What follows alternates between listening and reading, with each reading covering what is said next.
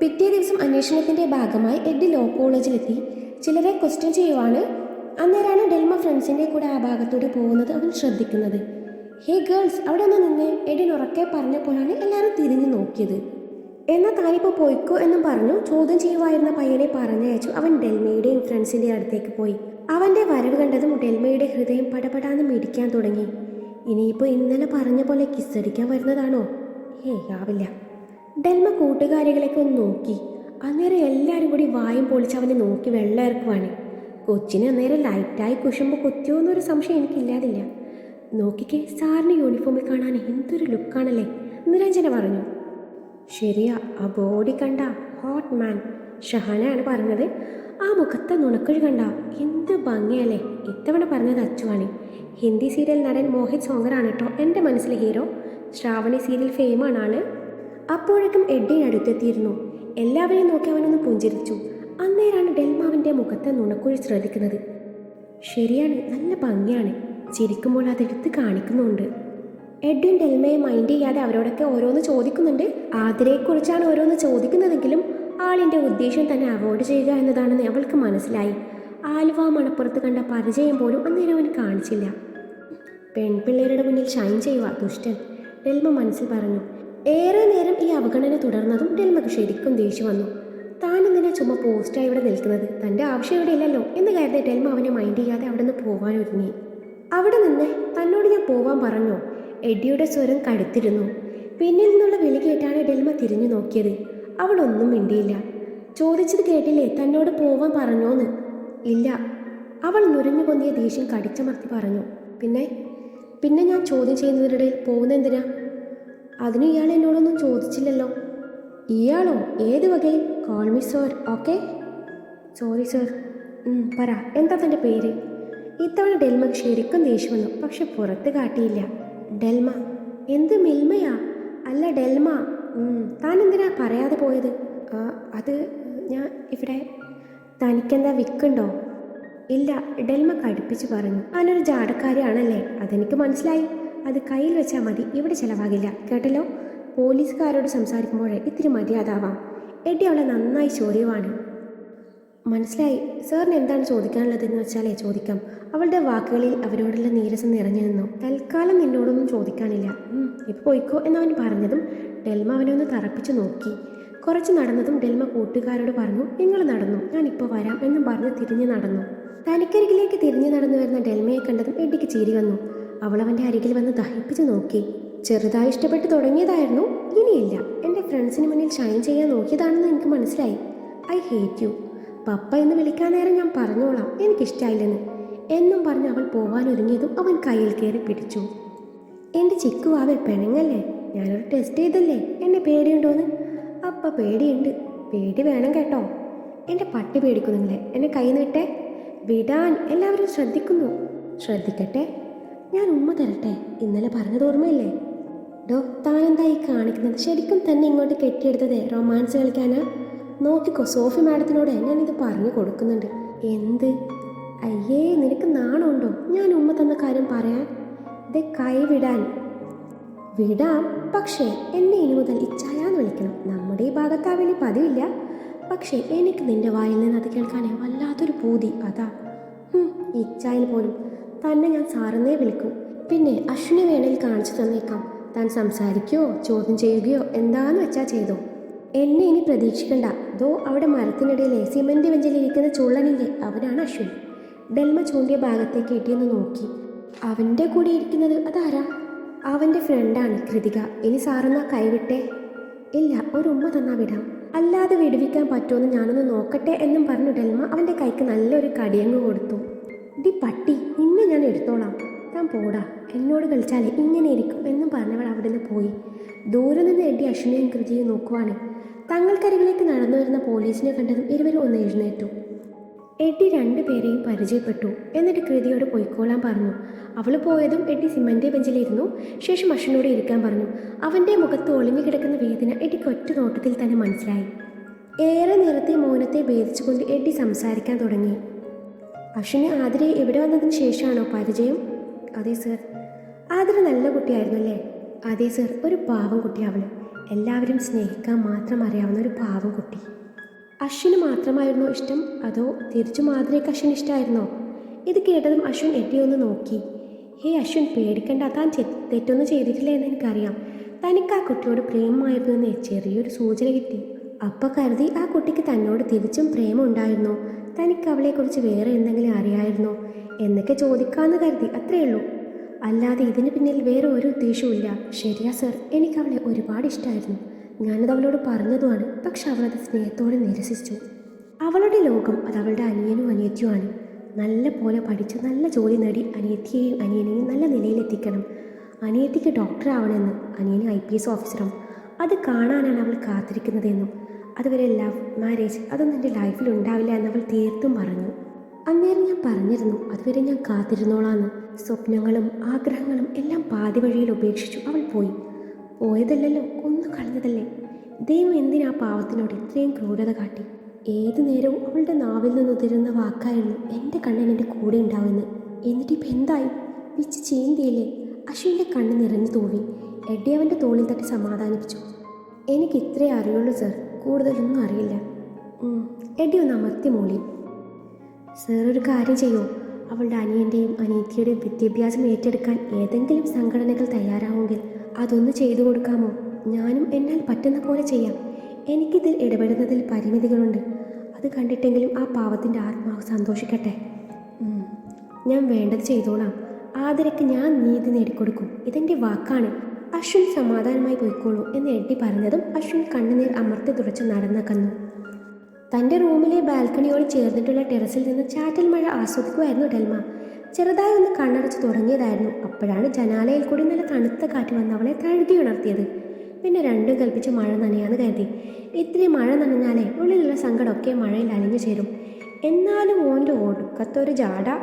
പപ്പ വിളിച്ചപ്പോൾ പറഞ്ഞതുമാണ് ആ ജാടത്തണ്ടിയെ വേണ്ടെന്ന്. അപ്പോൾ പപ്പ പറയുക, എഡ്ഡി ഒരു തമാശ കാണിച്ചതിനാണോ മോൾ ഇങ്ങനെ സീരിയസ് ആവുന്നത്? അവനെനിക്ക് വിളിച്ചായിരുന്നു, അതൊക്കെ ഒരു തമാശയായിരിക്കല്ലേ വാവേ. അത് ശരി, പപ്പയും കുപ്പിയിലാക്കിയല്ലേ തെണ്ടി പട്ടി. മഴയും നനഞ്ഞ എഡ്ഡി ഓരോന്ന് പറഞ്ഞ് പ്രാഗവാണ് ഡെൽമ. പെട്ടെന്നാണ് പിറകിലൂടെ വന്ന് രണ്ട് കൈകൾ അവളെ വിരിഞ്ഞു മുറുക്കിയത്. പെട്ടെന്നുള്ള ആ പ്രവൃത്തിയിൽ അവൾ ശരിക്കൊന്ന് ഞെട്ടി. പേടിച്ച് ഒച്ച വെക്കാൻ ഒരുങ്ങിയതും അയാൾ അവളുടെ വായ പൊത്തിപ്പിടിച്ചു തനിക്കഭിമുഖമായി നിർത്തി.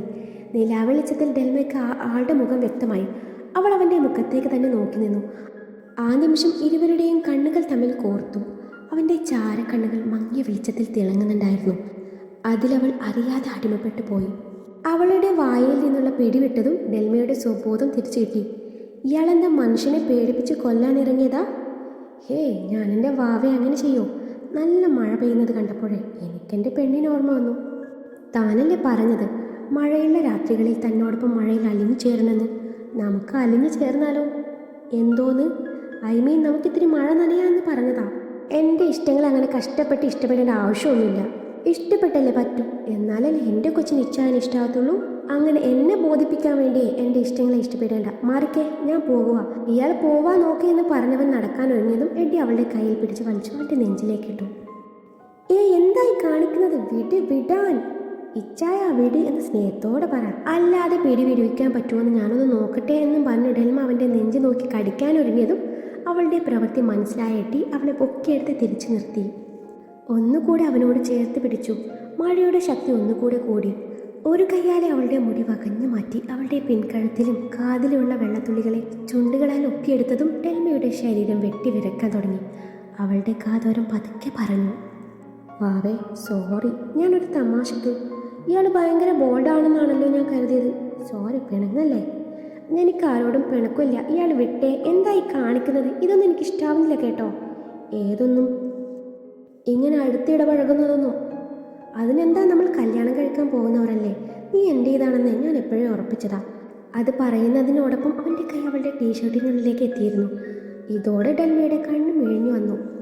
അവൻ്റെ കൈ അനുസരണയില്ലാതെ അവളുടെ വയറിനെ തലോടിയതും അവൾ അവൻ്റെ കൈ പിടിച്ചു പറഞ്ഞു, പ്ലീസ് വേണ്ട, പ്ലീസ് ഈ കൈ എടുക്കോ. ഇങ്ങനെയൊക്കെ ചെയ്താലേ എനിക്കിഷ്ടം തോന്നുമെന്ന് തോന്നുന്നുണ്ടോ? ഇയാൾക്ക് വേണ്ടത് എൻ്റെ ശരീരമാണല്ലേ. എൻ്റെ മനസ്സതെന്താ കാണാത്തത്? ഞാനെല്ലാം പറഞ്ഞതല്ലേ. അത് കേട്ടതും അവൻ അവളിൽ നിന്നുള്ള പിടി വിട്ടു അകന്നു മാറി. താൻ അങ്ങനെയാണല്ലേ എന്നെക്കുറിച്ച് കരുതിയത്? എൻ്റേതാണെന്ന് ഉറപ്പുള്ളത് കൊണ്ടാണ് ഞാൻ ഇത്രയും സ്വാതന്ത്ര്യം എടുത്തത്. പിന്നെ തൻ്റെ സൗന്ദര്യം കണ്ട് മയങ്ങിയിട്ടൊന്നുമല്ല ഞാൻ ഈ കല്യാണത്തിന് സമ്മതിച്ചത്. എൻ്റെ കോൺസെപ്റ്റുമായി ഇയാളുടെ കോൺസെപ്റ്റ് പക്കാണെന്ന് തോന്നി. ചിലപ്പോൾ തനിക്ക് കള്ളമായി തോന്നാം. ഞാൻ അന്ന് പറഞ്ഞ പോലെ എനിക്ക് വെച്ച് വിളമ്പാനും എൻ്റെ കൊച്ചുങ്ങളെ പ്രസവിക്കാനും എൻ്റെ ആഗ്രഹങ്ങൾ സാധിക്കാനൊന്നുമല്ല ഞാൻ തന്നെ കൂടെ കൂട്ടാൻ തീരുമാനിച്ചത്. എനിക്ക് നല്ലൊരു പാർട്ട്ണർ ആയിരിക്കുമെന്ന് തോന്നി. ഏത് പാതിരാത്രിയിലും ഞാൻ വിളിച്ചാൽ ഇതുപോലെ മഴ നനയാൻ വരുമെന്ന് തോന്നി. എൻ്റെ ഇഷ്ടങ്ങളെ ഇഷ്ടപ്പെടാനും എൻ്റെ ഇതുപോലുള്ള കുറുമകൾ ആസ്വദിക്കാനും പറ്റിയ ഒരു പെണ്ണായിരിക്കുമെന്ന് തോന്നി. എനിക്ക് നല്ലൊരു ഫ്രണ്ടായിരിക്കുമെന്ന് തോന്നി. ചില സമയങ്ങളിൽ എൻ്റെ അമ്മച്ചിയെ പോലെ എന്നെ സ്നേഹിക്കുമെന്ന് തോന്നി. എൻ്റെ കാര്യങ്ങളെല്ലാം ചെയ്തു തന്നില്ലെങ്കിലും അത്യാവശ്യം ഭാര്യയുടെ കടമകൾ ചെയ്തു തരുന്ന നല്ലൊരു ഭാര്യ ആയിരിക്കുമെന്ന് തോന്നി. എൻ്റെ അതിരില്ലാത്ത പ്രണയം ഏറ്റുവാങ്ങാൻ നല്ലൊരു പ്രണയിനി ആയിരിക്കുമെന്ന് തോന്നി. നിന്റെ സ്വപ്നങ്ങൾ എൻ്റേതും കൂടിയായിരിക്കും. ഏത് പ്രതിസന്ധിയിലും ഈ കൈ മുറുക്കി പിടിക്കുന്ന ഒരു പെണ്ണായിരിക്കും എന്ന് തോന്നി. തന്നെ പോലെ എനിക്കും വായിക്കാൻ ഒരുപാട് ഇഷ്ടം. താൻ മാരേജ് കഴിഞ്ഞ് പഠിക്കുന്നതിനോ ഏത് പ്രൊഫഷൻ ചൂസ് ചെയ്യുന്നതിനോ എനിക്കൊരു വിരോധവുമില്ല. എല്ലാം കൊണ്ടും എനിക്ക് പറ്റിയ പാർട്ടിയാണെന്ന് തോന്നി. അതുകൊണ്ട് ഓക്കെ പറഞ്ഞു. ഇത്തിരി സ്വാതന്ത്ര്യം കൂടുതലെടുത്തു. തൻ്റെ കണ്ണുണ്ടല്ലോ, എന്താ പറയുക, അതെന്നെ കൊല്ലാതെ കൊല്ലുക. പിന്നെ മുൻപ് കളിയാക്കിയിട്ടുണ്ട്, ദേഷ്യം പിടിപ്പിച്ചിട്ടുണ്ട്. അതൊക്കെ എൻ്റെ ക്യാരക്ടറിൻ്റെ ഭാഗമാണ്. അതൊക്കെ മനസ്സിൽ വെച്ച് നടന്നാലേ പിന്നെ അതിനെ നേരം കാണുള്ളൂ. ഇനിയിപ്പോൾ പറഞ്ഞിട്ട് എന്ത് കാര്യം? തനിക്കെന്നെ ഇഷ്ടമല്ലല്ലോ അല്ലേ? ഞാൻ പോയേക്കാം. ഇതൊക്കെ കേട്ടപ്പോൾ ഡെൽമക്ക് തോന്നി ഞാൻ പറഞ്ഞത് കൂടിപ്പോയോ എന്ന്. അതെ, ഞാൻ അങ്ങനെ ഉദ്ദേശിച്ചല്ല പറഞ്ഞത്. എനിക്ക് മനസ്സിലായി, തെറ്റ് എൻ്റേതാണ്. കല്യാണം കഴിയുന്നതിന് മുമ്പ് ഞാൻ ഇങ്ങനെയൊന്നും ചെയ്യാൻ പാടില്ലായിരുന്നു. സോറി. കോളേജിൽ ഇഷ്യൂ തനിക്ക് ഒരുപാട് ഹേർട്ട് ചെയ്തെന്ന് തോന്നി. അപ്പോൾ നേരിൽ കണ്ട ഒരു സോറി പറയാമെന്ന് തോന്നി. അന്നേരാണ് ഇവിടെ മഴ നനയുന്നത് കണ്ടത്. ഈ കോലത്തിൽ കണ്ടപ്പോൾ ചെറുതായി എൻ്റെ കയ്യിൽ നിന്ന് പോയതാ. സോറി, ഞാൻ പോയേക്കാമെന്ന് പറഞ്ഞ് എടി നടക്കാനൊരുങ്ങി. തുഷ്ടത്തി, ഞാൻ ഇത്രയൊക്കെ വായിട്ടിളച്ചിട്ട് ഇത്തിരി പോലും മനസ്സിലില്ലല്ലോ. ഇവൾക്കിനി ഹാർട്ടില്ലേ? എന്തൊരു സാധന. പിന്നേന്നൊരു വിളി ഞാൻ പ്രതീക്ഷിച്ചു. എവിടെന്ന്? എടി മനസ്സിൽ ഓരോന്ന് പ്രാഗമാണ്. അന്നേരാണ് ശക്തിയായ ഇടിയും മിന്നലും വന്നത്. അതോടെ എടി ഒന്ന് തിരിഞ്ഞു നടന്നു. അതെ, ഈ മിന്നൽ ഇത്തിരി കുറയട്ടെ, എന്നിട്ട് ഞാൻ പോയിക്കോളാം. ഇല്ലേ ഞാൻ മിന്നൽ മുരളി ആയാലോ അല്ലേ? പിന്നെ ഒരു ടവൽ കിട്ടുമോ? കൂടുതൽ മഴ നനഞ്ഞാലേ എനിക്ക് ജലദോഷം വരും. അതുകൊണ്ട് നമുക്ക് തൻ്റെ റൂമിൽ പോയാലോ?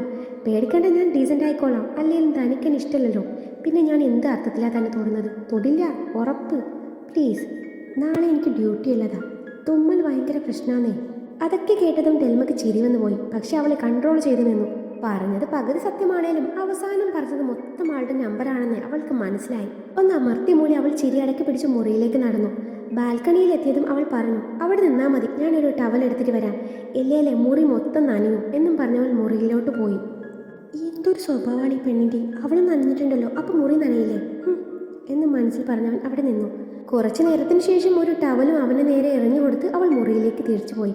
ഡെൽമ വാഷ്റൂമിൽ കയറി ഡ്രസ്സും ചേഞ്ച് ചെയ്ത് മുറിയിലേക്ക് വന്നതും അവൾ കൊടുത്ത ടവലും ചുറ്റി അവളുടെ മുറി മൊത്തം കണ്ണോടിക്കുന്ന എഡിയാണ് കാണുന്നത്. ഇത് കണ്ട ഡെൽമ കിളിപോയി നിൽക്കുവാണ്. അവൻ്റെ ദൃഢമായ വെളുത്ത ശരീരം എടുത്തു കാട്ടുന്നുണ്ടായിരുന്നു. ഇയാൾക്ക് നാണം എന്ന് പറയുന്ന സാധനം ഇല്ലാന്നറിയാം, പക്ഷെ ഞാൻ അങ്ങനെയല്ല. ഇവിടെ ബോഡി ഷോ നടത്താനല്ല ഇയാളെ ഇങ്ങോട്ട് കയറ്റിയത്. ഇയാളെന്താ ഇവിടെ സ്ഥിരതാമസത്തിന് വന്നതാ? ആ ഷർട്ട് എടുത്തിട്ട് എന്നും പറഞ്ഞ് ഡെൽമ മുഖം തിരിച്ചു. അതിന് ഞാൻ പെണ്ണൊന്നും അല്ലല്ലോ, കാണാൻ പറ്റാത്തതായി ഇവിടെ ഒന്നുമില്ല. അല്ല, പെണ്ണുങ്ങൾക്ക് മാത്രമേ ശരീരം കാണിക്കാൻ പാടില്ല എന്നുണ്ടോ? ഡെൽമ ചോദിച്ചു. എന്നാൽ താൻ കൂടി കാണിച്ചോ, എനിക്കൊരു വിരോധവും ഇല്ല. ഡോ ഇങ്ങോട്ട് വരാൻ നേരം ഇങ്ങനെയൊന്നും അല്ലല്ലോ പറഞ്ഞത്, വൃത്തികെട്ടവൻ. ഞാൻ എന്ത് വൃത്തികേട് കാണിച്ചു എന്നാ? എൻ്റെ നനഞ്ഞ ഷർട്ട് ഞാൻ ഒന്ന് വിരിച്ചിട്ടു, അതൊന്ന് ഉണങ്ങിക്കോട്ടെ, എന്നിട്ട് ഞാൻ പൊയ്ക്കോളാം. പറ്റില്ല, ഇപ്പോൾ പൊയ്ക്കോണം, എനിക്ക് ഉറങ്ങണം. താൻ ഉറങ്ങിക്കോ, ഞാനിവിടെ ഏതെങ്കിലും ബുക്സ് വായിച്ചിരുന്നോളാം. അവളുടെ ബുക്സ് കളക്ഷനിലൂടെ വിരലോടിച്ചു കൊണ്ട് പറഞ്ഞ ശേഷം അതിൽ നിന്ന് ഒരു ബുക്ക് എടുത്ത് മറിച്ചു നോക്കി. ഇനിയിപ്പോൾ തനിക്കത്ര ബുദ്ധിമുട്ടാണല്ലേ, തൻ്റെ ഒരു ഷർട്ട് തന്നാൽ മതി, ഞാൻ അഡ്ജസ്റ്റ് ചെയ്തോളാം. എൻ്റെ അതും ഷർട്ട് തനിക്ക് ഒന്ന് പോടൂ. മമ്മിയുടെ നൈറ്റി എടുക്കട്ടെ, അതാകുമ്പോൾ പാകമായിക്കോളും. മമ്മിയുടെ നൈറ്റി വേണ്ട, തൻ്റെ നൈറ്റി മതി. ഞാൻ നൈറ്റി ഇടാറില്ല. പിന്നെ നൈറ്റി ഇട്ടിട്ട് ഞാനിവിടെ സാഗർ കോട്ടപ്പുറം കളിക്കുവാണല്ലോ, നമുക്ക് ചോദിച്ച് പോവാം, വായിച്ചുറങ്ങാം അല്ലേ എന്നും പറഞ്ഞ് ബുക്കും കൊണ്ട് ബെഡിലേക്ക് ഒരൊറ്റ ചാട്ടായിരുന്നു. എന്നിട്ട് ഹെഡ് ബോർഡിൽ തലവെച്ച് ചാരി ഇരുന്ന് ബുക്ക് മറിക്കാൻ തുടങ്ങി. തന്നെ മുറിയിലേക്ക് വിളിച്ചു കയറ്റി എന്നെ പറഞ്ഞാൽ മതിയല്ലോ, എഴുന്നേറ്റേ. സൗകര്യമില്ല, ഞാനിനി നാളെ രാവിലെ പോണുള്ളൂ. ഞാൻ എവിടെയാ കിടക്കുന്നത്? താൻ വേണല്ലേ ബെഡിൻ്റെ ആ സൈഡിൽ കിടന്നു. നാളെ രാവിലെയാ. ദേ കളിക്കല്ലേ, ആരെങ്കിലും കണ്ടാൽ എന്ത് വിചാരിക്കും?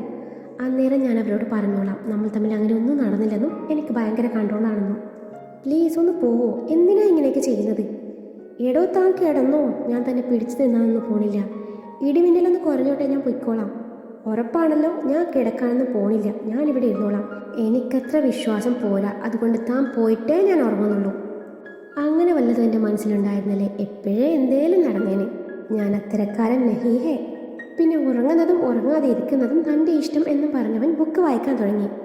ഡെൽമക്കാണേൽ ഉറക്കം വന്നിട്ടും വയ്യ. പാവം ഇരുന്ന് ഉറക്കം തോന്നി. ഇത് കണ്ട് എട്ടിക്ക് പാവം തോന്നി. അവളെ എടുത്ത് ബെഡിൽ നേരെ കിടത്തി ഒരു പുതപ്പെടുത്ത് പുതപ്പിച്ചു. നെറ്റിയിൽ ചുണ്ട് ചേർത്ത് വായന തുടർന്നു. മഴയൊന്ന് തോർന്നതും തൻ്റെ ഡ്രസ്സും എടുത്തിട്ട് ബാൽക്കണി ഡോറും അടച്ചു അവളുടെ മുറിയിൽ വന്നു. കുറച്ചു നേരം അവളുടെ മുഖത്തേക്ക് നോക്കി നിന്നു. പെട്ടെന്ന് തോന്നിയ കുസൃതിയിൽ അവിടെ കണ്ട പേപ്പറും പേനയും എടുത്ത് എഴുതാൻ തുടങ്ങി. വാവേ, താങ്ക് യു സോ മച്ച്. ഇത്രയും നല്ല രാത്രി എനിക്ക് സമ്മാനിച്ചതിനെ ഒരുപാട് നന്ദി. രണ്ടുപേരുടെ ഭാഗത്ത് തെറ്റുണ്ട്. പെട്ടെന്ന് കറണ്ട് പോയതാണ് എല്ലാത്തിനും കാരണം. അന്നേരം നീയാണ് എന്നെ പ്രലോഭിച്ച് ഓരോന്ന് ചെയ്തത്. ഈ തെറ്റ് നമ്മുടെ കല്യാണത്തോടെ ഒരു തെറ്റല്ലാതായി മാറിക്കോളും. നേരം വെളുക്കാറായി, ഞാൻ പോവാണ്. Once again thank you so much. ചിരി കടിച്ചമർത്തി ആ പേപ്പർ അവൾക്ക് കാണാൻ പാകത്തിൽ വെച്ച് മുറിയുടെ ഡോറും തുറന്നു. ആരുമില്ലെന്ന് ഉറപ്പുവരുത്തി മുകളിലെ കോമൺ ബാൽക്കണിയോട് ചേർന്നുള്ള വിൻഡോയിലൂടെ പുറത്തിറങ്ങി.